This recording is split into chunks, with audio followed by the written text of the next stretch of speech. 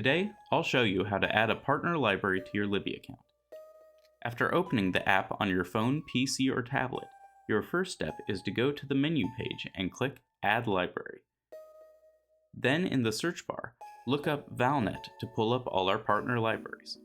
Choose anyone to start.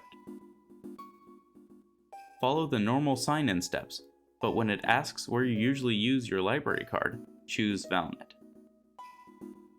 Type in your barcode, but be sure to copy it when you're done. We'll be using it more later. Then just add your PIN, hit enter, and you're good to go. You've added your first partner library. We have a full list of partner libraries in our Libby brochure or on our website at lewistonlibrary.org. I recommend adding all of them in one go so you don't lose track before finishing. Just check off each one as you go, starting with the one you just did. When you go to add another new library, follow the same steps as before, but when it asks for your library card number, paste in the number you copied earlier to save yourself some time.